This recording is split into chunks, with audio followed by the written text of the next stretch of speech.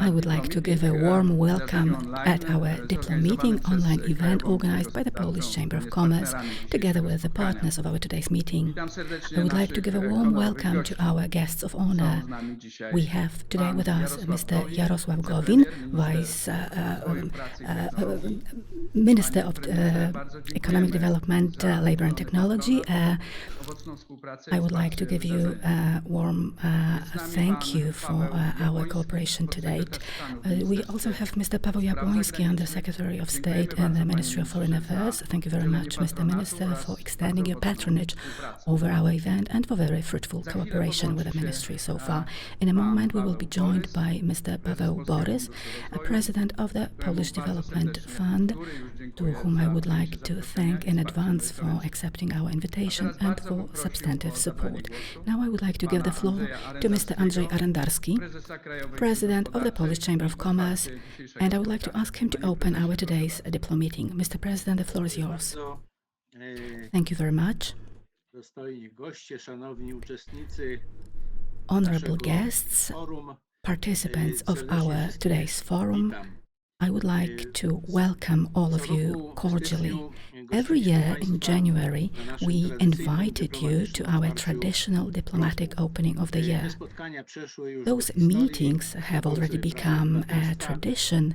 They have already developed into a hallmark of our annual calendar, and the participants recollect them as an opportunity to establish face-to-face close contacts with representatives of the public administration, as well as employees and heads of foreign diplomatic outposts accredited in Warsaw. The purpose of those meetings was to establish close relations and provide a forum for integration of various communities. We have always tried, to the best of our ability, ensure a favorable atmosphere for interesting conversation and for deepening our mutual relations. Our point was also to inform representatives of foreign diplomatic outposts about the economic situation of Poland, about our successes, failures, plans, and at the same time give an opportunity to business community to have a direct contact with ambassadors, with commercial attachés. In other words, we wanted to provide an opportunity for contact with people who are on the front line of building international relations between Poland and countries around the globe. We have typically invited honorable guests, Prime Minister, ministers, and those events also gave us a chance to ask those guests about prospects for cooperation for the upcoming year. Unfortunately, this year, for the reasons which are obvious to all participants, we are unable to hold this meeting in a traditional manner. So today we are having this DIPLOMEETING, while our diplomatic opening of the year will probably be postponed to the early second half of this year. Of course, provided that sanitary regulations allow us to do so, but we are hopeful it will be possible to have this event. If it is not possible, we will stick to our formula of online meetings. Ladies and gentlemen, this online formula has become more and more popular. We see huge growth in the number of meetings, events, seminars organized in this form. There are thousands of events of this type, and they take place on a daily basis. They provide a replacement for contacts with our trading partners. I must say that the Polish Chamber of Commerce is very successful in developing this form of activity. We have had a number of excellent meetings with a huge number of participants, and to some extent we try to make up for the shortcomings that result from sanitary restrictions. And our main purpose is to keep close relations with our foreign partners. We want to keep in touch with global economy, to follow the trends in the global economy, and to take them into account in economic decisions taken by Polish companies. Ladies and gentlemen, we monitor the economic situation, so I will not dwell on it. However, I would like to highlight a few very important points which are of particular relevance because they set the position of Polish economy. Above all, this is about the fact that, against the background of our European countries and countries in the world, Polish economy is coping relatively well in the context of the pandemic. Sold production of the industry was 11.2% higher than the year before. As a result, we can hope that throughout the whole 2020, sold output from the industry will be at the same level or just a fraction of a percentage lower than in 2019, which is an excellent result, in particular if we look at the results of the economy in the Eurozone, which last year recorded a significant decrease in output, and probably also a decrease will be recorded also in 2021, while Poland, meanwhile, will get into a path of development. Slight development, but still a development. I would like to also mention Polish exports, which position themselves very well. In 2020, as compared with the previous year, we recorded a decrease by as little as 1.5%. This is an excellent result, which gives us a chance for positive numbers of export growth this year. This results from the flexibility of Polish economy. This is a result of the activity of Polish enterprises, and it shows they are able to take advantage of the opportunities which come up also as a result of the pandemic, when you have to replace previous suppliers with new ones, when there are disturbances in supply chains. Poland is coping well in exports. These are, I think, two important items: industrial production and exports. And these results show that our economy is healthy. Therefore, we are looking with optimism into the future. Of course, we will see quite soon how future will develop. We hope that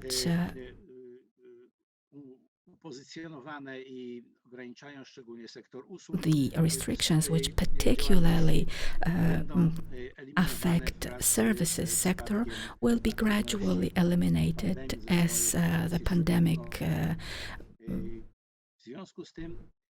goes away and when vaccines become more widespread. Therefore, we are working very intensely. We have very good contacts with the Ministry of Economic Development. We are also working on the assumptions for the economy after the pandemic. We are considering the scenarios for the Polish economy, for Polish enterprises, to devise ways in which the companies and the economy as a whole can find a place in the context of European Union programs. We want to find ways of transforming our economy towards the 4.0 economy in order to successfully implement the assumptions of green government's program. We keep all those considerations in mind, and I wish all of you interesting debates today.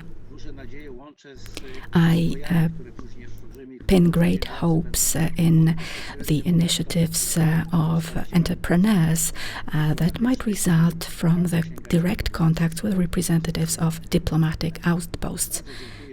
Thank you very much, and I wish you fruitful and successful debates.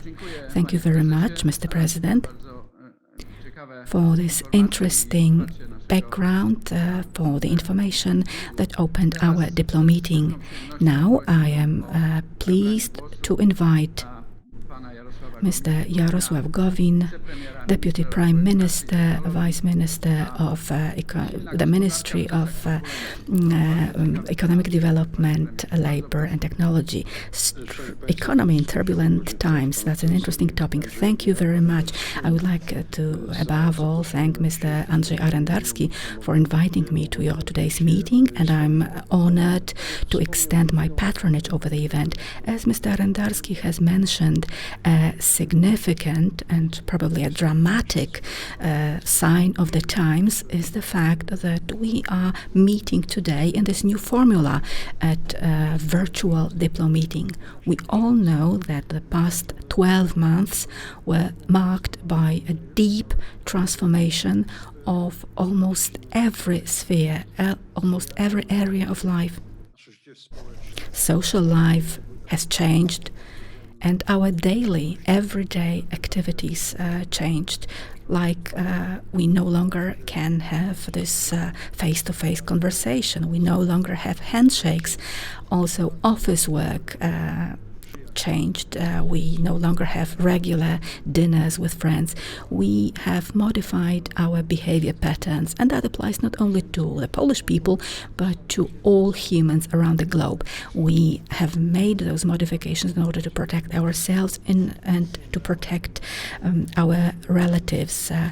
The pandemic has already taken a toll of more than 2 million of lives in Poland. We had 35,000 victims of the pandemic, and behind those numbers there is a huge amount of suffering.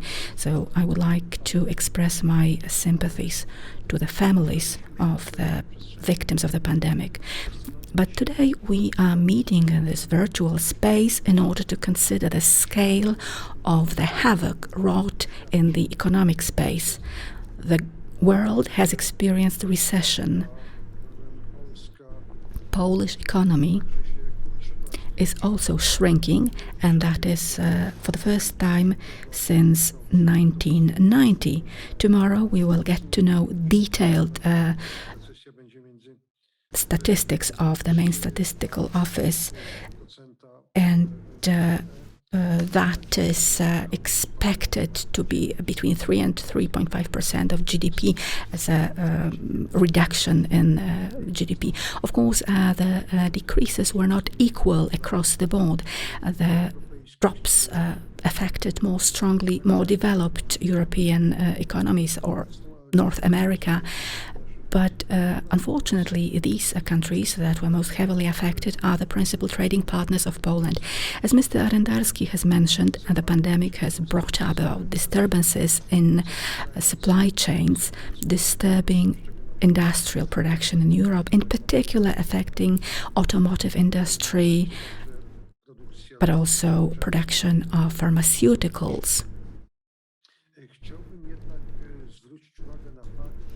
I would like to draw your attention to the fact that the virus hit at a time when the global economy was already in the stage of turbulences.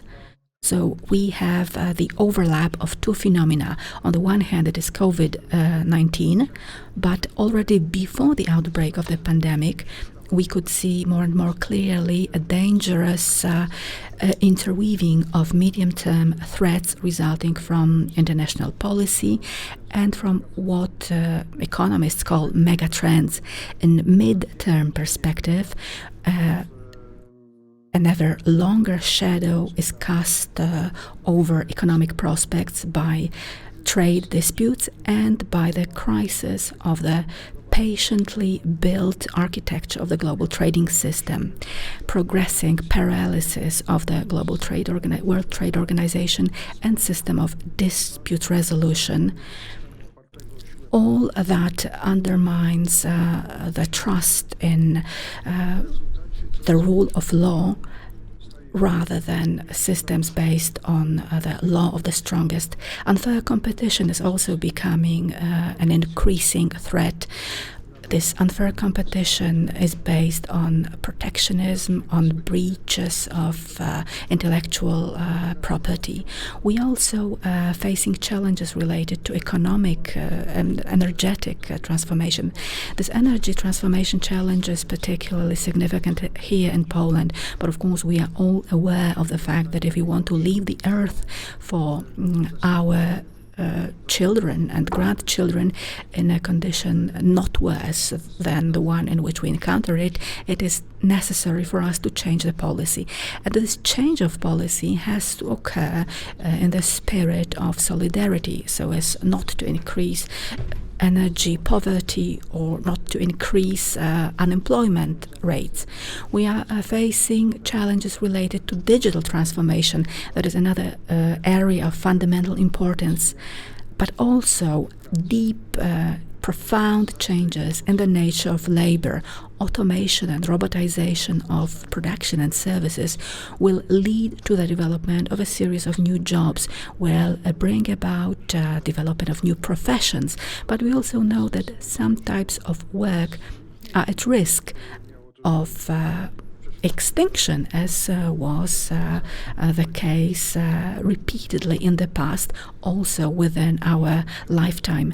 Our responsibility, and I mean us as those governing the country, our task is to prepare Poland for the challenges I have just mentioned. And how, against those megatrends, does the situation of Polish economy develop? Mr. Arendarski has already mentioned that we are faring quite well. I do not want to minimize the scale of the crisis or the scale of debt, because public debt, thanks to which we avoided deep devastation of the Polish economy, will be a burden that will accompany us for the years to come or even decades to come. We are all perfectly aware of the fact that the crisis has affected numerous sectors, in particular services. I would like to emphasize that I deeply understand the suffering of those entrepreneurs who are now struggling to keep their companies afloat, especially family businesses that were built for generations. I would like to assure you that nobody will be left without support. On the other hand, though, as I have mentioned, the crisis has already revealed the resistance of the Polish economy and, above all, the strength of Polish entrepreneurs. That is shown in one of the lowest decreases of the GDP in the whole European Union. The forecasts concerning the European Union are much gloomier than those for Poland. More or less 7.5% decrease of GDP throughout the European Union is expected by experts. But also this strength, the resistance of Polish economy is reflected in a number of sector indicators, such as the numbers that Mr. Arendarski mentioned, industrial production, volumes, or consumer moods even. Of course, numbers related to trade are most important here. Exports were developing faster than GDP growth for recent years. Since 2015, exports of goods have increased by 35%, 38 billion euros. Our share in global exports increased from 1.14% to 1.34%. Exports of services in the same period have grown even faster, over 5 years, by 57%, reaching 62.5 billion euros. So even in the times of the pandemic, our exports are coping relatively well.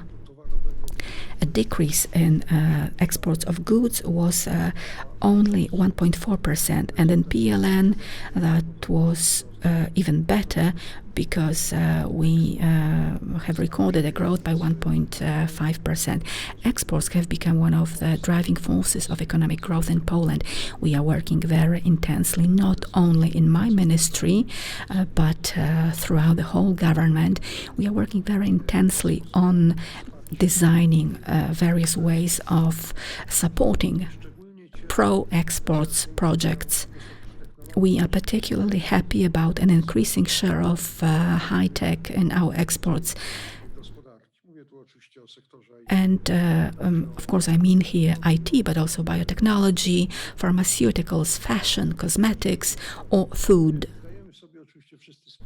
Of course, we are all aware that in the area of high tech, Poland is still lagging behind and has a lot of ground to cover.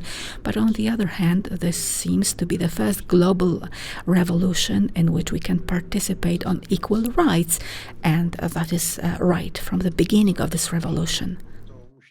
More and more frequently, and that is another piece of good news for all of us, Polish companies are associated with high quality of their products and their services. Polish entrepreneurs gain new markets, marking stronger and stronger their presence in the Middle East and Asia. Polish furniture has reached the American market, and I could enumerate a number of similar examples. All that results from high effectiveness of the private sector ability to respond quickly to crisis situation, as well as solid economic foundations. But of course, I would also not like to neglect the importance of the support of public administration, which leads me to ways of getting out of the crisis situation. That is something for which the government is above all responsible. We are now trying to draw up a roadmap that will allow us to put an end to the current crisis and prepare for new challenges which will hopefully allow us to return to the growth path as soon as possible. We as the state reacted quickly to the recession prospect. We introduced a package of support at about 15% of GDP. We respond on an ongoing basis to problems that emerge, and we provide support for companies within the anti-crisis shield. Almost 180 billion PLN has already been spent. Also, my ministry has prepared Industry Shield, which is addressed to those types of activity, those sectors which are now subject to restrictions. The amount of this shield is about 4.5 billion PLN monthly. And we have also launched 2.0 shield. For sure, Mr. Paweł Borys will talk about it, but the total value of assistance in this shield will amount to about 35 billion PLN. Those relatively positive data are noted around the world. Polish policy of combating the crisis is positively evaluated by OECD, European Commission, World Bank, or International Monetary Fund. Most certainly, ladies and gentlemen, we should take care of ensuring that the current turbulences do not disturb growth prospects. We need to make sure that we also help European economy. I have recently been in Germany, and I have talked to Mr. Mayer and Mr. Schäuble, and they told me that our Polish approach was the same that Germany had adopted. So that relies very much on diversification of sources of supplies. Poland, which is situated in Central Europe at the crossroads of commercial routes, provides a unique opportunity. Also, I would like to mention Legal Shield. A special interministerial team was appointed, and it is tasked with removing barriers, legal barriers to activity. But we are also making efforts to support labor market. Without all those factors taken together, that is good legislation, broader access to labor force, also foreign employees, without increasing spending on innovation, those previous drivers of growth could wear off.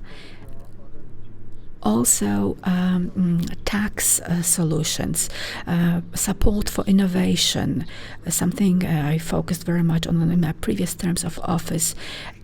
All those activities bring measurable results, but I am aware that we are still at the beginning of the road. What is our current focus in the ministry is industrial policy of Poland. The purpose of this initiative is to develop Polish industry and to make it more innovative. Also, we want to make Polish economy more resistant to shocks. We likewise want to improve competitiveness of Poland worldwide. We want this policy to be developed with the contribution of entrepreneurs. The first stage is the white paper. By the end of January, you can contribute your proposals, comments. So I invite all participants of our today's meeting to contribute to those consultations. And that concerns mainly entrepreneurs, but also scientists or non-governmental organizations. Strong, well-off Poland will be able to join even better the construction of a world that is based on common rules, common principles and institutions. We want to build welfare of all of us together with our neighbors and more remote partners. We want to build this welfare based on strong and indivisible European Union within broad transatlantic cooperation and in cooperation with new industrial powers. Ladies and gentlemen, I believe that the voice of Polish entrepreneurs, the voice of the Polish state and the voice of the participants of today's DIPLOMEETING 2021 has a major role to play. Thank you very much for giving me the opportunity to participate in today's meeting, and I wish you fruitful debates. Thank you very much. Thank you, Mr. Prime Minister, for this very interesting speech. All the things that you have mentioned are of paramount importance for our business people. Now, ladies and gentlemen, I would like to invite Mr. Paweł Jabłoński, Under Secretary of State in the Ministry of Foreign Affairs, to take the floor. He will present a summary of the activities of our economic diplomacy in 2020, as well as plans for 2021. Mr. Jabłoński, the floor is yours. Mr. Prime Minister, Mr. President, ladies and gentlemen, dear guests, I am extremely pleased to participate in this meeting with you today in this still unusual form, even though we have already got used to it over the past 12 months. But we hope that quite soon this form will become just a recollection and we will be able to meet face to face quite soon. We all are looking forward very much to this. Last year also, in the context of economic diplomacy, was very much marked by the pandemic. We, as the Ministry of Foreign Affairs, responsible for economic diplomacy in cooperation with other states and with governmental agendas, Industry Development Agency, Ministry of Development, our activities were to a large extent based on finding ways of exploring the opportunities that the pandemic brought. The pandemic brought some threats, but opportunities as well. And Mr. Prime Minister has already mentioned those turbulences in supply chains, modifications in the networks that we treated as something fixed, certain, unchangeable, all those things were subject to significant modifications. We in the Ministry of Foreign Affairs engaged in activities which in this new economic reality were intended to support Polish development, Polish economic, because the state's ability to expand, and in today's reality this expansion is becoming more difficult. However, it is precisely what builds the strength of the country. In supporting economic diplomacy, we focus on two areas above all. First of all, we want to facilitate all sorts of administrative things for our entrepreneurs. Of course, it may sound boring and administrative, but it is in fact our daily hard work that we carry out in all institutions within the Ministry of Foreign Affairs, but also other sectorial institutions. Thanks to concerted efforts of all those governmental agendas, we respond to the needs of business people who approach us when they encounter restrictions, mainly restrictions related to exports. This was the core of our activities. Thanks to our efforts in cooperation with all sorts of institutions, we intervened on numerous occasions, in particular with regard to agricultural products, and we managed to bring about lifting of certain restrictions, especially in Asia. We partially brought about opening of the market in Singapore, in Japan. Also, a successful intervention took place in Thailand. All the time we are holding those talks because the situation is extremely variable. This area of food products, the area of food technologies, and all sorts of products and services related to food industry is one of the principal concerns in the ministry. This is one of the major directions which we will pursue in the future. Regardless of that, we also engage in activities to promote our industry and our exports. We do so by opening up the market in a more metaphorical sense, related to the awareness of the Polish market, familiarity with it, and knowledge of how this market functions. This might not be obvious to foreign markets, and here we cooperate closely with trade institutions, agencies that facilitate foreign contacts for our business people, which is of particular relevance when contacts are basically limited to virtual contacts. However, we have recorded some successes in this regard. Last year, we received very positive signals from entrepreneurs who had taken advantage from this form of support, who had approached the ministry. We prepared anti-COVID offer by Polish business that was related to medical, sanitary products, but also to food and high-tech products. This was mainly linked to the fact that together with the pandemic and the difficulties in transport, the difficulties in deliveries, all of a sudden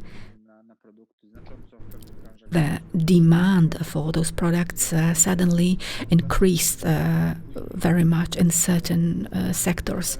And then the entrepreneurs came back with feedback. So I think this is the right path to follow. The Ministry of Foreign Affairs remains open to this kind of activity. Anyone who approaches us is assisted as much as we can. We do intervene and we try to help and support our business. This is in a nutshell about what happened last year. Of course, I could dwell on it for a much longer time. One thing that is related maybe less to business itself, but which is linked to the awareness of Polish businesses, was our humanitarian aid during the pandemic. You might recall that after the first wave of coronavirus, Poland sent to numerous European countries, also countries outside Europe. It's humanitarian aid, land convoys with medical equipment, with hygiene products. Also, we offered the assistance of Polish doctors. This was very much linked to the demands, the requirement for medical assistance in those countries. This was financially and administratively supported by our state, and we treat it as a tool that increases the visibility and the awareness of Polish business, because this association of humanitarian activity with Polish business becomes strong, and that helps business in gaining foothold in other countries. That brings me to our plans for next year. One of the markets that seems to offer huge prospects for the upcoming years is the market related to provision of development aid. Nowadays, fighting the pandemic, all countries basically focus on meeting their own needs. So this linking of humanitarian aid with development is very important, because the funds available for humanitarian aid are decreasing. And various types of international organizations for development, OECD, agree in claiming that the private sector should engage to a greater extent in supporting development. We are talking about a market of about more than 20 billion, and that is a market, huge market, in which Polish presence is still insufficient. So one of our concerns for the upcoming year is to increase the interest of Polish companies in international tenders, international procurement procedures, which are related to various types of services: construction, training, products related to various sectors, agriculture, water processing, energy, green technologies, all types of digital technologies, state-of-the-art software. Some of Polish companies are already present in this area, and they are benefiting quite significantly from it. From the perspective of development prospects, that's of great importance. It's significant to gain new markets, to gain foothold in the new markets, and then develop regularly once this foothold has been gained. And the Polish state intends to support this kind of expansion into foreign markets. We want to highlight this area of our activity. Soon we will provide new tools for the entrepreneurs, so that they can have easier access, understandable, easily available set of information about such events, tenders, procurement procedures. We want to make sure that businesses get easy access to such information. Also, we are ready to prepare all forms of aid to the entrepreneurs who want to participate in such international tenders. I think this is an area which in the coming months will be of great interest. But obviously, this will not be the only path of activity of the ministry. We will also focus on supporting priority activities of our industry, which we perceive as especially attractive within our exports. And the areas which I have already mentioned: food, agriculture, technologies related to water treatment, clean energy. There is huge demand for that in Poland, but there is also huge demand in other countries for clean, innovative, but also cheap technology. This is still something that we as a country which still lags behind the most developed countries around the world. We can still develop this, but we have some advantages here as well. Pharmaceutical services and services in such areas as furniture production are also the areas that will be supported. We will support our entrepreneurs in their expansion to foreign markets. We will also modernize the ministry in order to make it more responsive to the needs of the international market. We make efforts to professionalize our foreign service. A law has been approved about the structure of our diplomatic service. The purpose of this new law was to open up our professional diplomacy to young people, young professionals from different walks of life. Previously, the diplomatic career was limited to people with certain backgrounds. Now we want to make it open also to people who have first-hand experience from economy, from business, so that they can serve Poland with their skills, with their knowledge, and so that they can support Polish businesses by providing their experience and thus help Polish companies to increase their presence in foreign markets. So in the upcoming months, the ministry will change very much in this direction. Also, a major task that we are setting for our diplomatic outposts is linked to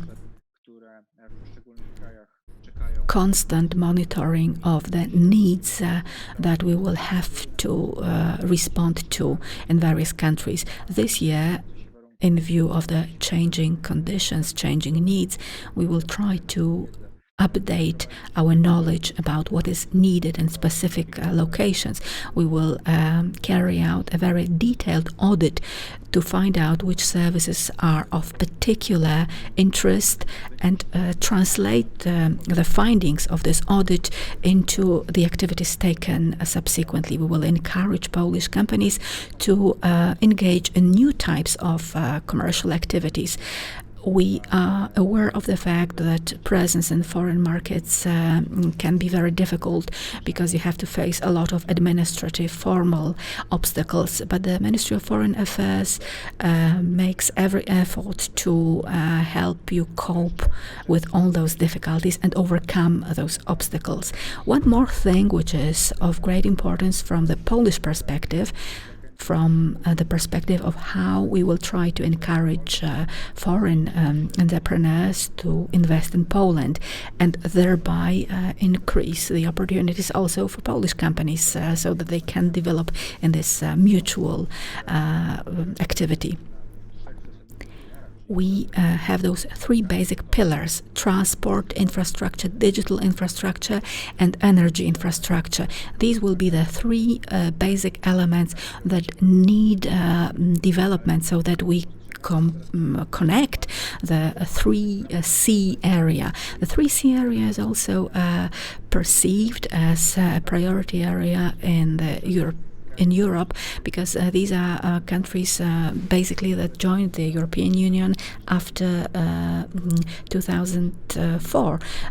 The countries that joined the European Union then are in a different position than those who joined the Union earlier.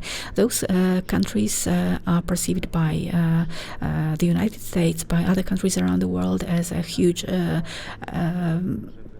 prospect for development. So we encourage foreign partners to invest in our region. Poland is the largest country in this 3C area, is treated with priority, and this will be something we will bear in mind for the months to come as well.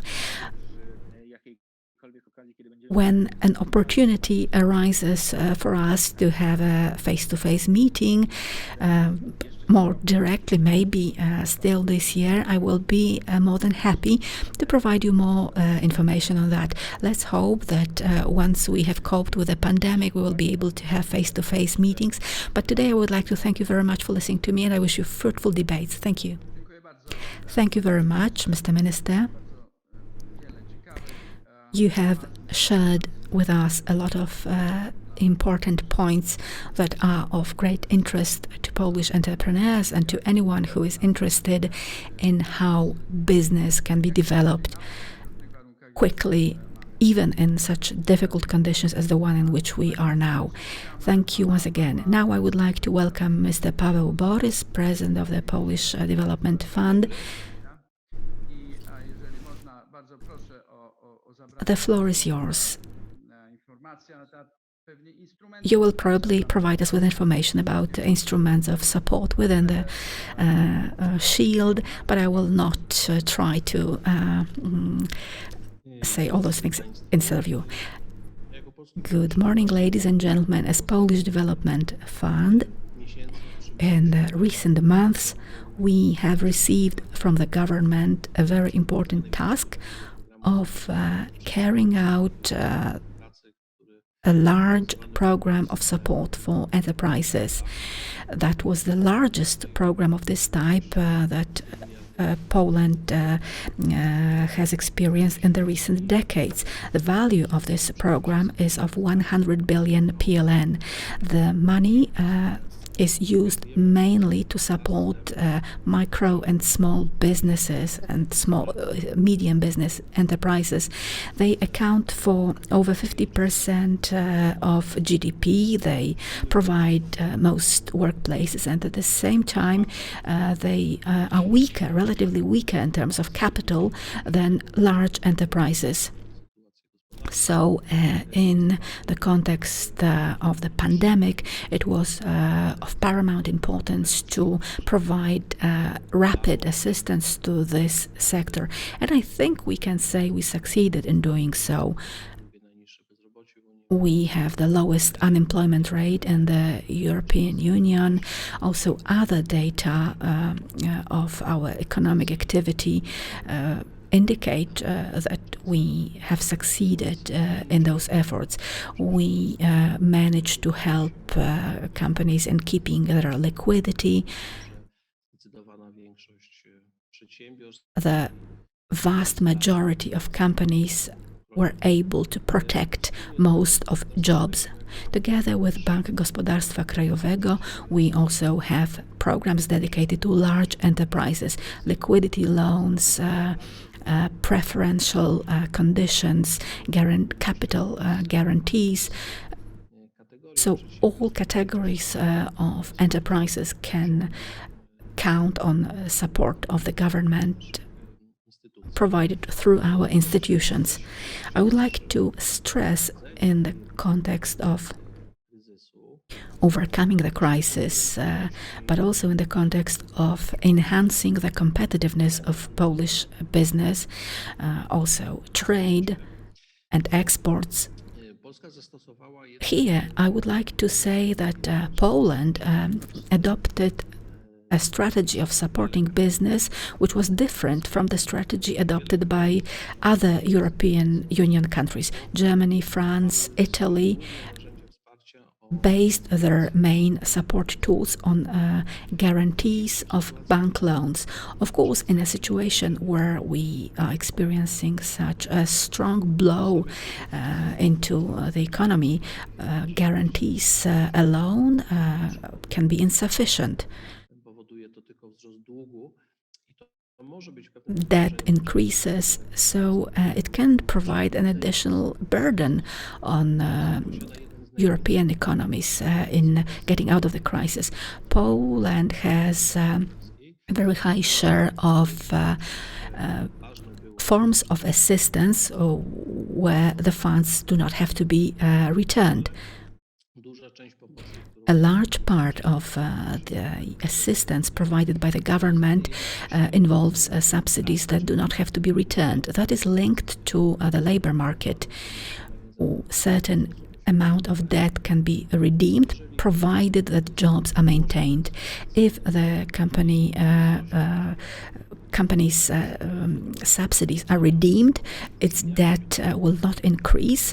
Its situation will therefore be better once the economy begins to function at a faster rate.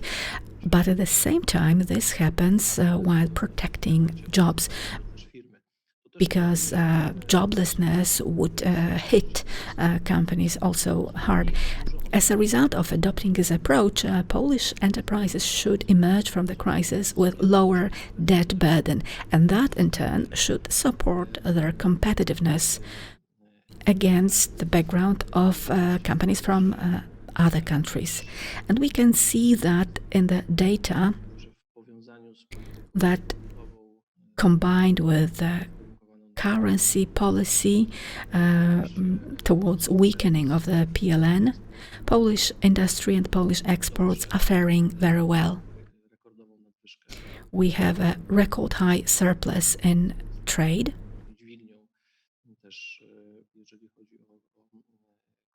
which is also a growth driver in the economy. So, thanks to the adopted manner of providing aid, we can ensure that once we emerge from the crisis, something that we hope very much will happen this year, once this happens, Polish companies will not be excessively indebted.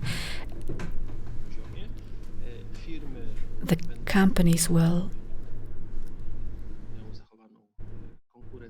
be able to compete successfully, and that will be conducive to more vivid economy, more intense investments, reconstruction, and we believe that this can bring effects already this year. But we are talking about the horizon until 2023. In our assistance, we are talking of the level of assistance at 10% of GDP. Additionally, those funds sometimes save enterprises, but also they provide incentives, because the business cycle, especially in the third quarter, improved, and companies received an injection of funds. I also received numerous signals that the companies used those funds in order to invest in new products, in order to expand into new markets, or in order to change ways of producing. For example, in order to provide new sanitary solutions, or provide new opportunities for remote work for their employees. So companies decided to invest in new ways, in new directions.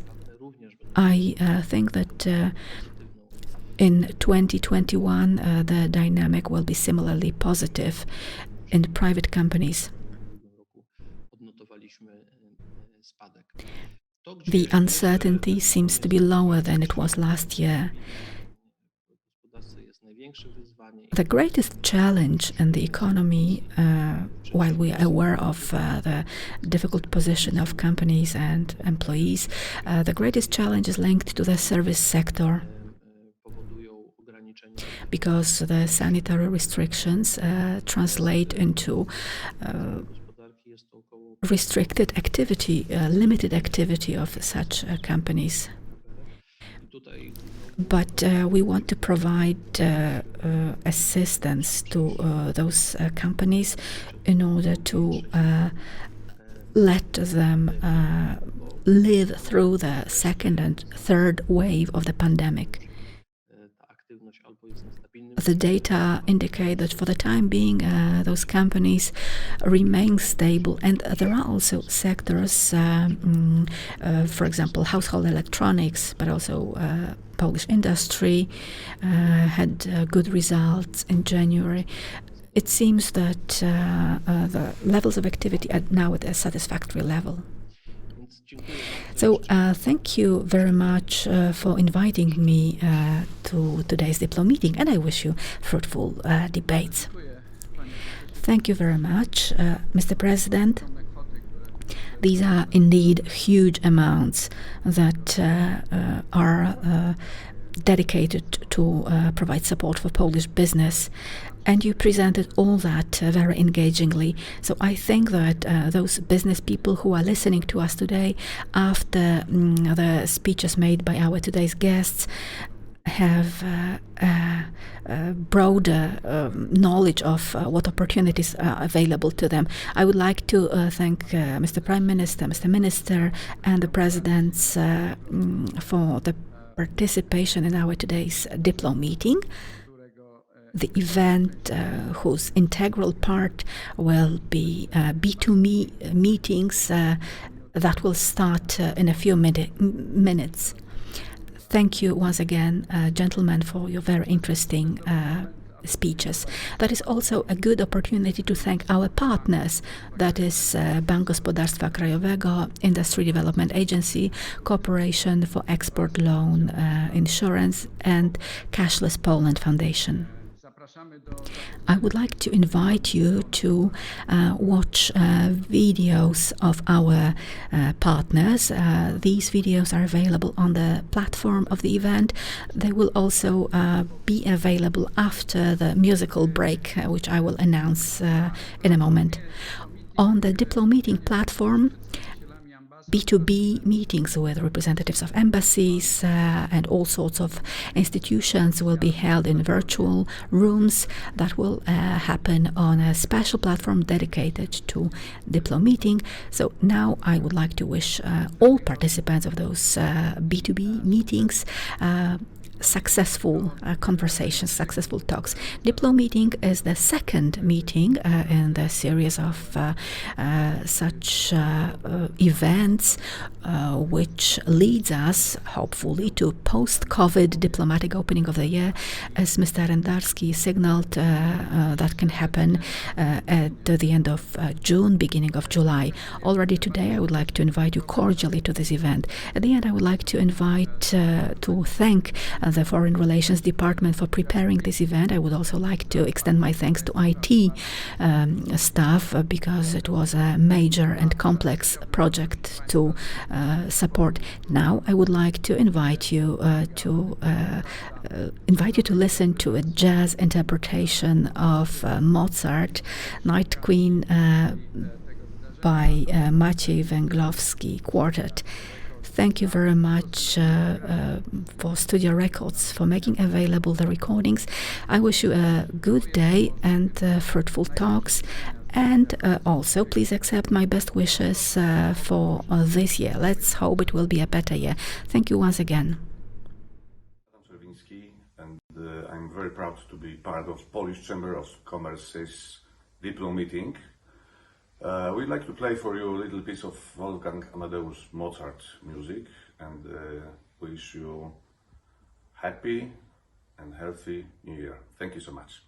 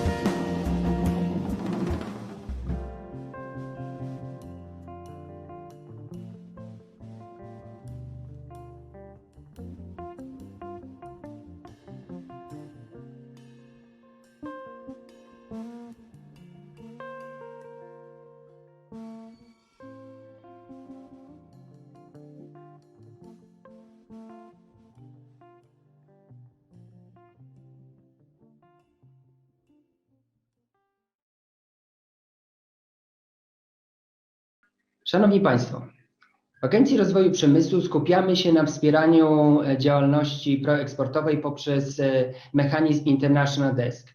International Desk skupia ofertę instytucji zrzeszonych w grupie Polskiego Funduszu Rozwoju. W ramach tej działalności nasze narzędzie odpowiada na potrzeby małych i średnich przedsiębiorstw, które zainteresowane są zintegrowaną informacją o wsparciu właśnie działalności proeksportowej. Finansując projekty tych przedsiębiorstw, dobieramy odpowiednie instrumenty w zależności od potrzeb, instrumenty instytucji wsparcia rozwoju. Zależnie od potrzeb państwa są to kwestie związane ze wsparciem finansowym eksportu, z ubezpieczeniem kontraktów i transakcji, czy z promocją w postaci udziału w targach. Wszystkie te elementy są wspierane przez i są w ofercie instytucji grupy PFR. Agencja Rozwoju Przemysłu dociera do swoich odbiorców poprzez sieć centrów obsługi przedsiębiorców, gdzie mamy możliwość identyfikacji na terenie całego kraju, identyfikacji branż i również merytorycznego wsparcia tej działalności, która wiąże się z eksportem. W ramach programu International Desk nie ograniczamy się do instrumentów grupy Polskiego Funduszu Rozwoju, lecz również korzystamy ze wszystkich dostępnych narzędzi i opcji, które są na rynku. Poprzez nawiązanie kontakty z interesariuszami z kraju i z zagranicy dobieramy te narzędzia i mechanizmy i wspólnie z państwem wypracowujemy indywidualne programy i projekty wsparcia eksportu. Dlatego cieszymy się, że uczestniczymy w DIPLOMEETINGu, który grupuje radców handlowych z różnych państw i mają Państwo dostęp bezpośredni do kontaktów z radcami handlowymi, z którymi na co dzień my również współpracujemy. Dlatego zachęcam serdecznie do kontaktu i do współpracy z Agencją Rozwoju Przemysłu i zainteresowania się ofertą International Desk. Dziękuję bardzo. Panie prezesie, bardzo się cieszymy, że Bank Gospodarstwa Krajowego jest partnerem naszego wydarzenia DIPLOMEETING i z tej okazji również dziękujemy panu za to, że możemy chwilę porozmawiać i ten materiał następnie przekazać do wiadomości przedsiębiorcom, różnym firmom, które będą uczestniczyły w tym wydarzeniu. Panie prezesie, jeżeli mogę, to pierwsze pytanie. Główną misją Banku Gospodarstwa Krajowego jest wspieranie rozwoju gospodarczego Polski, a w zakresie działalności widnieją takie kwestie jak ekspansja zagraniczna i wsparcie eksportu. Czy może Pan przybliżyć, powiedzieć nam kilka słów, w jaki sposób wspierają Państwo polski eksport i polskich przedsiębiorców w eksporcie? Z przyjemnością. W ogóle dzień dobry również. Bardzo się cieszymy, że jako bank możemy wspierać takie wydarzenia i szerzej właśnie przedsiębiorców. Bardzo miło jest się zobaczyć. Szkoda, że nie może tego typu wydarzenie w dzisiejszych czasach odbywać się w wymiarze, powiedziałbym, fizycznym, bo ja jestem wielkim zwolennikiem takich bezpośrednich kontaktów. To zawsze jest z dużą korzyścią, szczególnie właśnie w kontekście wspierania biznesu. A przechodząc do Pana pytania, tak, możemy się pochwalić, że jako bank bardzo staramy się być aktywni i wspierać właśnie polski biznes w ekspansji międzynarodowej. Jesteśmy obecni już na 70 rynkach na 6 kontynentach. Można w pewnym sensie powiedzieć, że my podążamy za polskimi spółkami, to znaczy nie jest to, ta obecność w 70 krajach nie jest o tyle zasługą samego BGK, natomiast to jest wymiar aktywności polskiego biznesu, polskich przedsiębiorców, bo to oni właśnie wychodzą za granicę, a my możemy i chętnie za nimi podążamy, niezależnie od branży czy też lokalizacji projektu. Co może chciałbym podkreślić, to, że my mamy odwagę, czy też wręcz entuzjazm, można powiedzieć, do angażowania się nie tylko przy okazji finansowania transakcji na rynkach, które można określić jako takie bezpieczne, stabilne, ale także być może w rynkach podwyższonego ryzyka, które jednakże są bardzo perspektywiczne z punktu widzenia właśnie rozwoju naszych polskich relacji handlowych. Jeżeli chodzi o ofertę, którą możemy zaproponować, to ona jest dosyć szeroka, bo wychodzą do takich mniejszych projektów.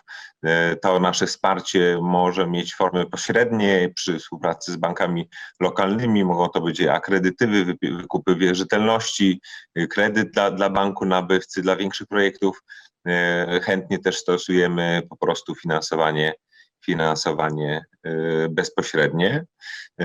Patrząc, jak to się rozkłada geograficznie, no to wiemy, że większość polskiego eksportu to w pewnym sensie tradycyjnie stanowią kraje Unii Europejskiej, a szerzej pewnie od 2021 roku będziemy musieli mówić Europy, bo Wielka Brytania już przestała być częścią Unii, natomiast no, tradycyjnie najwięcej polskiego eksportu to trafia do Niemiec, Czech, właśnie Wielkiej Brytanii i Francji. Co może jeszcze warto powiedzieć, że funkcjonuje coś takiego i bardzo chętnie uczestniczymy w realizacji rządowego projektu finansowanie wspierania eksportu, czyli właśnie udzielania zagranicznym nabywcom, czy to bezpośrednio, czy poprzez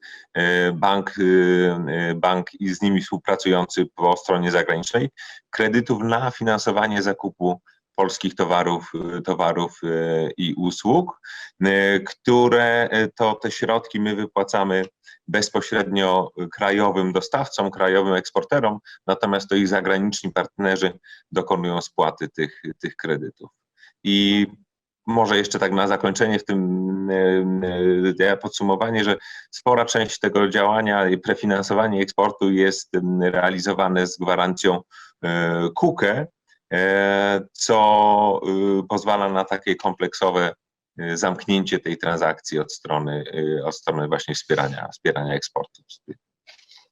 Ja bardzo dziękuję, panie prezesie. To bardzo, bardzo ważne, ciekawe informacje i też dobrze się składa, bo akurat dzisiaj mieliśmy też okazję rozmawiać z prezesem KUKE, panem Januszem Władyczakiem. Także to, o czym pan tutaj przed chwilą wspomniał, doskonale się łączy z tym, co pan prezes Władyczak przekazał. Jego wywiad też będzie, podobnie jak pański, przekazany w trakcie trwania tego naszego wydarzenia. W drugim pytaniu miałem poprosić o informację właśnie na temat tych kredytów finansujących kontrakty eksportowe, ale pan prezes już o tym wspomniał, więc ja jeszcze tylko chciałem spytać, jak popularne jest to rozwiązanie, jak szeroko z tego korzystają firmy i których państw czy rynków to najczęściej dotyczy?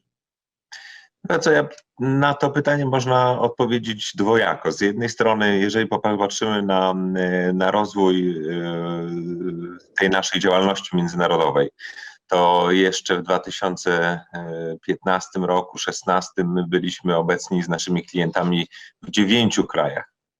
Obecnie jest to krajów 70, więc można powiedzieć, że rozwój jest no bardzo, bardzo fajny, mówiąc kolokwialnie, zadowalający. Natomiast tak naprawdę nasze ambicje są jeszcze większe. My naprawdę chcemy bardzo mocno zachęcić, wyjść naprzeciw tej polskiej rozwijającej się gospodarce, to w taki sposób, aby to właśnie takie kompleksowe wsparcie ekspansji, bo do tej pory głównie mówiliśmy w kontekście wspierania eksportu towarów i usług, ale warto powiedzieć, że my już w tej chwili sporo wspieramy przedsiębiorców, którzy wychodzą, czy to w kontekście fuzji i przejęć, przejęć, nabywania spółek podmiotów za granicą przez polskich przedsiębiorców, czy też w kontekście inwestycji bezpośrednich, inwestycji takich fizycznych właśnie za granicą. My mamy ambicje, żeby w kolejnych kilku latach ten Bank Gospodarstwa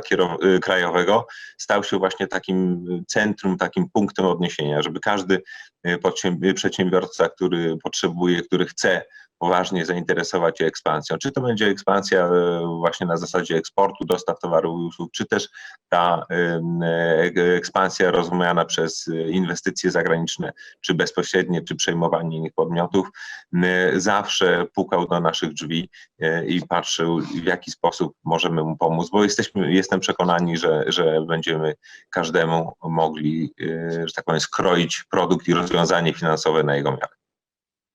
Bardzo dziękuję.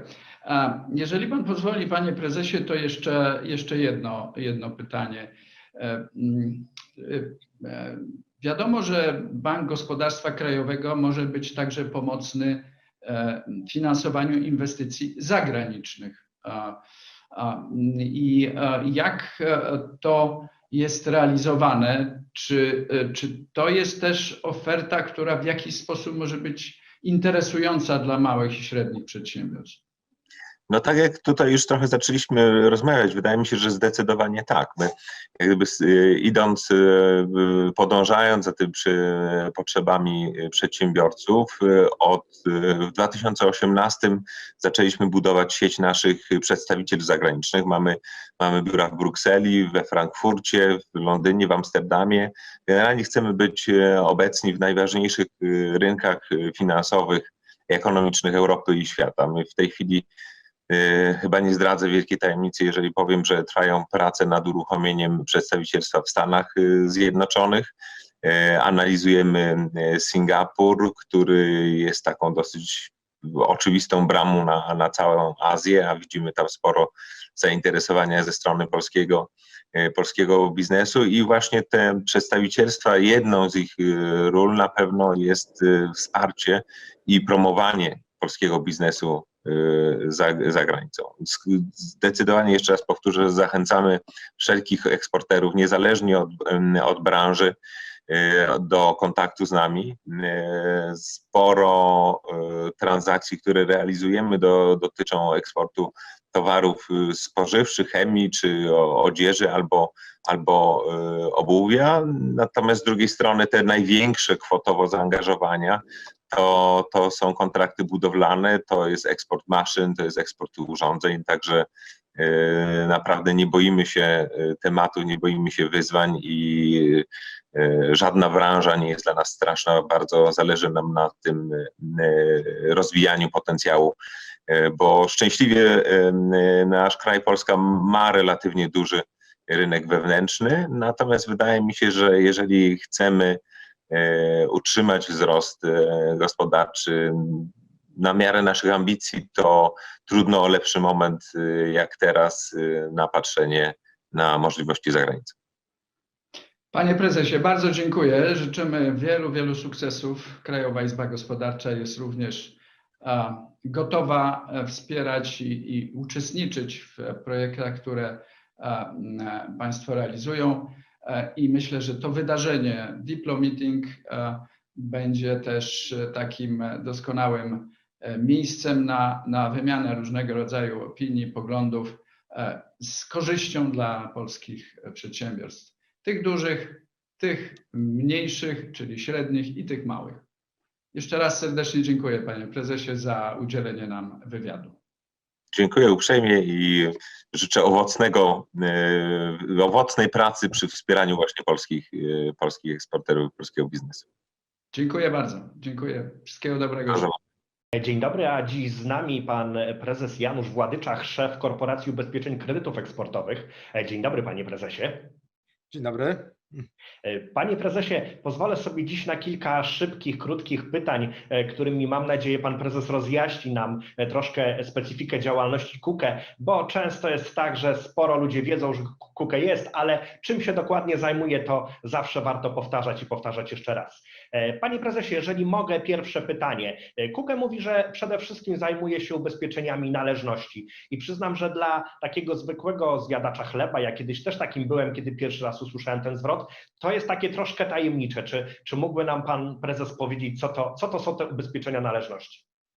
Z przyjemnością. Tak, faktycznie to nie jest coś, co jest tak popularne jak chociażby OC samochodu czy na przykład mieszkania, jeśli chodzi o kwestie ubezpieczeń. Ubezpieczenie należności to jest nic innego jak ubezpieczenie sprzedaży, którą dokonuje firma do swojego kontrahenta, wystawiając jednocześnie fakturę i oczekując płatności w przeciągu 14, 30, 45 czy nawet większej ilości dni. My ubezpieczamy właśnie tą należność, że w razie jeśli nie dojdzie do jej uiszczenia, wypłacamy odszkodowanie przedsiębiorcy, który wykupił takowe ubezpieczenie.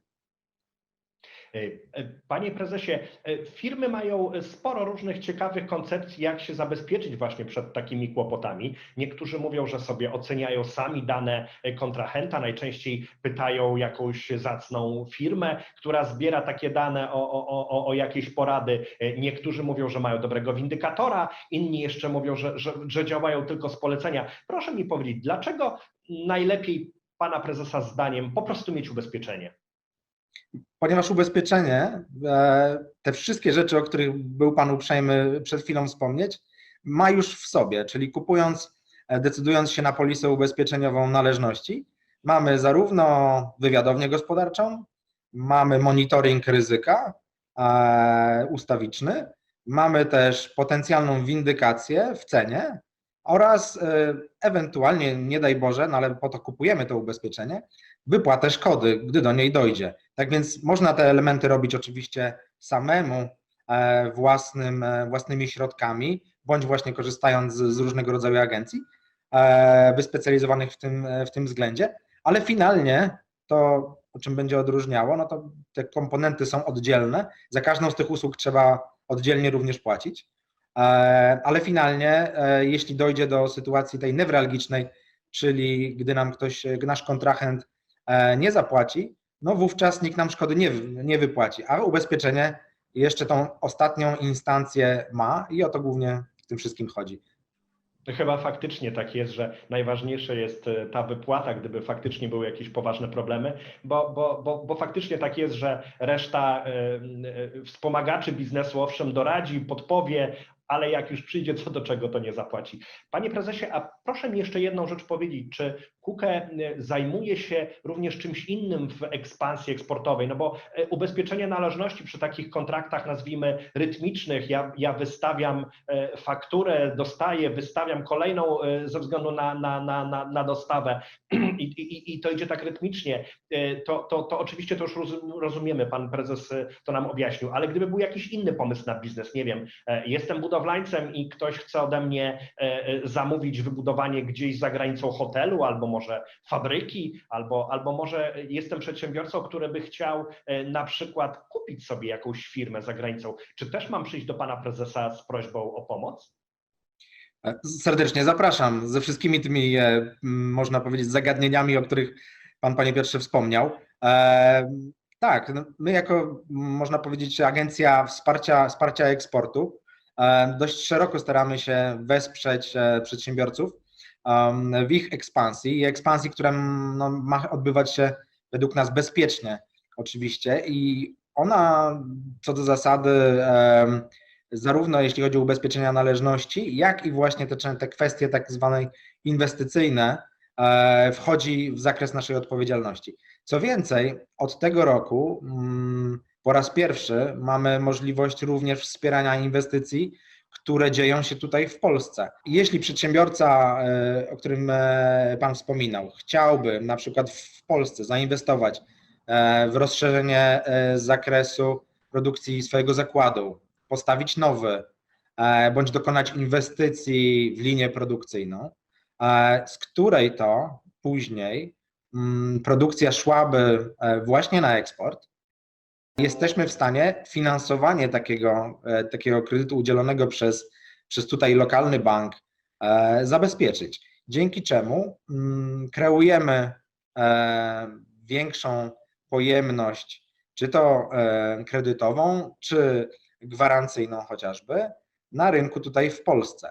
I zależy nam na tym, żeby być jak najwcześniej z polskim eksporterem, więc wszystko, co ma związek z eksportem, czy to jest właśnie inwestycja w Polsce, czy chęć przejęcia kontrahenta udziału w jakimś przetargu i finansowanie tego poza granicami Polski, wchodzi tutaj jak najbardziej w grę, więc zawsze zachęcamy przedsiębiorców, że jeśli mają potencjalną transakcję u siebie gdzieś na stole, żeby do nas zapukali, nawet jeszcze zanim przyjdą do banków, zapukali, zobaczyli, jakie mają opcje, ponieważ no, warto przy mniejszej ilości zabezpieczeń niż normalnie to miało miejsce w przypadku banków, najprawdopodobniej warto z tych instrumentów korzystać i zapewniać sobie rozwój zarówno tutaj jak w Polsce, jak i poza granicami. Panie prezesie, przyznam, że zachwyciła mnie ta możliwość rozszerzenia państwa wsparcia o te inwestycje w kraju, które są przeznaczone po to, żeby można było potem produkować na eksport. Przyznam, że to jest kapitalne rozszerzenie dotychczasowego zakresu działania KUKE. Wiele lat to się nie udawało, a widać, że pan prezes docisnął i namówił na coś takiego. Fantastycznie. A proszę mi powiedzieć jeszcze jedną rzecz. Bardzo często, kiedy rozmawiam z przedsiębiorcami i mówię im, słuchajcie, w zasadzie to by wam się przydało ubezpieczenie należności, a idźcie do KUKE, bo to najważniejsza, najfajniejsza firma w Polsce, agent rządowy i w zasadzie można zawsze na niego liczyć. No to oni mówią, słuchaj, ale my mamy tą sprzedaż w kraju, a to jest przecież Korporacja Ubezpieczeń Kredytów Eksportowych. Panie prezesie, jak to jest? Czy jak ktoś działa w kraju, to też może do was przyjść, też go przygarniecie? Z przyjemnością. Przede wszystkim dziękuję, że poleca pan nasze usługi, bo warto jest mieć takiego dobrego przedstawiciela wśród przedsiębiorców, ale faktycznie tak jest, że my historycznie kojarzymy się z eksportem, z tego wyrośliśmy, ale ta zmiana strategii w pewnym momencie nastąpiła, żeby być bliżej klienta, tak jak już to zostało tutaj wspomniane, żeby bardziej rozumieć jego biznes i nie być tylko wówczas, gdy on chce wyjść za granicę. Więc jesteśmy z klientami już w momencie ich rozwoju tutaj lokalnie, który z reguły jest dominującą jakby częścią jego sprzedaży, jego egzystencji i gdy zamierza tylko i wyłącznie wyjść poza granicę, czy to do Unii Europejskiej, czy poza nią, generalnie obecnie jesteśmy w stanie objąć 201 krajów swoim ubezpieczeniem.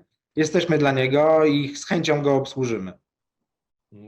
To fantastyczna informacja. Bardzo dziękuję, że pan prezes zechciał to potwierdzić, bo czasami, tak jak mówię, jest taka niepewność w tym zakresie, a warto, żeby jej nie było. Panie prezesie, pięknie dziękuję za rozmowę, pięknie dziękuję za objaśnienie nam tylu ważnych spraw i mam nadzieję do zobaczenia w przyszłości. Panie Piotrze, ja również bardzo, bardzo dziękuję. Wszystkiego dobrego, do zobaczenia. Czy istnieje taka ewentualność, czy byłaby szansa? Czy byłaby możliwość, żebym... Czy można by było... Czy jest może szansa, żeby w końcu można było u pani płacić kartą? Większość klientów ci tego nie powie, a wielu bardzo by chciało. Dołącz do programu Polska Bezgotówkowa i zamów terminal za darmo na rok. W 2020 roku wiele trendów, które były zapoczątkowane już w latach poprzednich, dały swój wyraz i zaistniały jeszcze mocniej w naszym życiu. Mam tu na myśli m.in.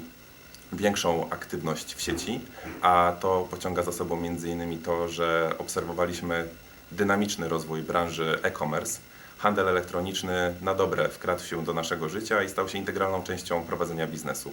Wiele z firm zaczęło stosować strategię sprzedaży w tym kanale jako nieodzowny element swoich działań biznesowych. Warto również pamiętać o tym, że w tym roku świat, społeczność gospodarcza i społeczność międzynarodowa będzie z uwagą patrzyła na to, co się dzieje w środowisku i jak dbamy o to środowisko. Wiele z trendów, które dotyczą odnawialnych źródeł energii, produkcji baterii do elektrycznych samochodów, gospodarowaniem zasobami wodnymi czy przetwarzaniem odpadów, to będą te elementy, które będą przykuwały naszą uwagę. Niewątpliwie kolejnym elementem, z którym będziemy się mierzyli wszyscy, będzie ochrona zdrowia. Koszty funkcjonowania służby zdrowia, nakłady, jakie są niezbędne do tego, aby zagwarantować bezpieczeństwo wszystkim obywatelom, są wysokie. Także i tutaj widzimy wielkie pole do popisu dla tych firm, które oferują rozwiązania typu medtech bądź rozwiązania z zakresu telemedycyny. Naturalnie pandemia zmieniła tryb życia wielu z nas. Myślimy teraz więcej o tym, co jemy i jak jemy. Dbamy bardziej o naszą kondycję, o naszą aktywność. Także i tutaj widzimy dużą rolę do odegrania dla firm, które oferują żywność ekologiczną, żywność typu bio, ale również oferują wszelkiego rodzaju urządzenia, narzędzia do uprawiania sportu. W 2021 roku będziemy z uwagą przypatrywali się regionowi Azji Południowo-Wschodniej oraz Afryki. W obu tych przypadkach rządy poszczególnych państw, wymienię tutaj chociażby Republikę Południowej Afryki, Algierię czy Zambię w Afryce, w Azji Południowo-Wschodniej to Wietnam, Indonezja, Laos czy Kambodża, rządy poczyniły wielkie inwestycje infrastrukturalne, które skutkują tym, że dzisiaj produkcja w tych krajach rośnie w sposób bardzo dynamiczny. Warto zainteresować się tymi kierunkami również ze względu na to, że populacja w tych krajach należy do największych na świecie. Klasa średnia budująca się, tworząca w tych krajach ma wielkie aspiracje i oczekuje tych samych produktów, którymi dysponujemy tutaj w Europie, produktów o wysokiej jakości, w dobrej cenie. Oprócz Afryki i Azji Południowo-Wschodniej chcielibyśmy zwrócić Państwa uwagę również na region Ameryki Północnej. Stany Zjednoczone czy Kanada oraz Meksyk, ale również w Ameryce Łacińskiej takie kraje jak Peru czy Kolumbia, to również potencjalne rynki z wysokimi możliwościami działania i z dobrze rysującymi się perspektywami wzrostu. Polska Agencja Inwestycji i Handlu aspiruje do tego, aby być pierwszym punktem kontaktu dla polskich przedsiębiorców myślących o ekspansji międzynarodowej. Jesteśmy obecni na najważniejszych rynkach na całym świecie. Nasze zespoły ekspertów branżowych i rynkowych dostarczają polskim przedsiębiorcom informacji i wiedzy. Dziś to najcenniejsze elementy każdej strategii i budowania swojej obecności na międzynarodowych rynkach. Organizujemy dla polskich przedsiębiorców spotkania z kontrahentami. Organizujemy także spotkania z przedstawicielami ekosystemu czy otoczenia biznesowego na rynkach, na których jesteśmy obecni. Prowadzimy również działania edukacyjno-informacyjne.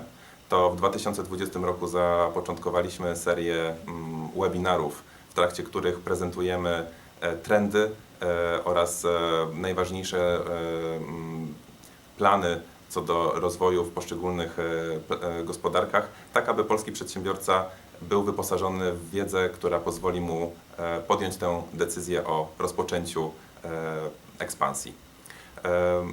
To z nami polscy przedsiębiorcy będą minimalizowali to pierwsze ryzyko informacyjne, bo to dzięki działalności Polskiej Agencji Inwestycji i Handlu ekspansja staje się możliwa bardziej niż kiedykolwiek wcześniej. Szanowni Państwo, w tym roku nie chcemy zwalniać tempa. Chcemy towarzyszyć polskim przedsiębiorcom w planach ich ekspansji na rynki międzynarodowe. Nasi eksperci branżowi i rynkowi dostarczają polskim przedsiębiorcom informacji o tym, co się dzieje na świecie na bieżąco. Informujemy o zagrożeniach i szansach, o niszach, o trendach na konkretnych rynkach. Chcemy być partnerem pierwszego wyboru. Chcemy pomagać polskim przedsiębiorcom zaistnieć na rynkach międzynarodowych, na rynkach perspektywicznych czy uważanych za te egzotyczne. Chcielibyśmy, aby mieli poczucie, że dzięki działalności Polskiej Agencji Inwestycji i Handlu wejście na nowy rynek staje się łatwiejsze i prostsze.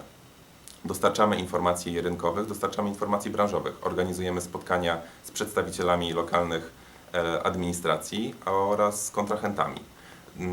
Weryfikujemy wiarygodność przedsiębiorców. Organizujemy prezentacje i webinary, które mają na celu przybliżenie tego, co się dzieje na lokalnych rynkach. Informujemy o tym, na co warto zwrócić uwagę, o czym warto pamiętać, a przede wszystkim jesteśmy również po to, aby skierować przedsiębiorców do instytucji partnerskich z grupy Polskiego Funduszu Rozwoju, bo to w pozostałych instytucjach znajdą m.in. możliwość finansowania swoich planów. W tym roku globalne łańcuchy dostaw zostaną poddane dalszym testom. Elastyczność będzie weryfikowana na każdym poziomie. Chcielibyśmy, aby ten rok był rokiem pomyślnym, przynajmniej tak dobrym jak rok 2019 i 2020, który pomimo pandemii dla polskich eksporterów okazał się dość dobry. I zapraszamy do współpracy.